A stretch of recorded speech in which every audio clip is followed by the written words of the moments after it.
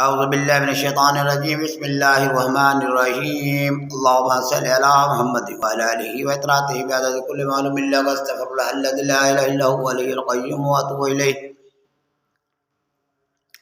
صلی اللہ علیہ وسلم وعلی آلہ واصحابہ اجمعین برحمتک یا ارحم الراحمین فإذا قرأت القرآن فاستعذ بالله إن من الشيطان الرجيم أعوذ بالله من الشيطان الرجيم بسم الله الرحمن الرحيم لا خير في كثير من نجواهم إلا من أمر بصدقة أو معروف وإصلاح بين الناس ومن يفعل ذلك ابتغاء مرضات الله فسوف نؤتيه أجرا عظيما آمنت بالله صدق الله العلي العظيم. اللہ جل شانہ نے کہ لا خیر فی کثیر من نجواہم، وہ جو سرگوشیاں کرتے ہیں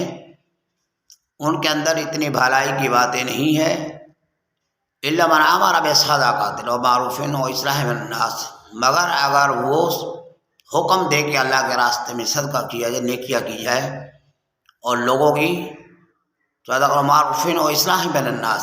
نیکی کی بات دیں اور لوگوں کی اصلاح کریں. تو اللہ فرماتے ہیں کہ اکثر لوگ جو سرگوشیاں کرتے ہیں ان کے اندر کوئی بھلائی نہیں ہوتی، مگر وہ جو صدقے کا نیکی کا حکم دیتا ہے لوگوں کی اصلاح کرتا ہے، اور جو ایسا کرتا ہے یفعل ذلک ابتغاء مرضات اللہ،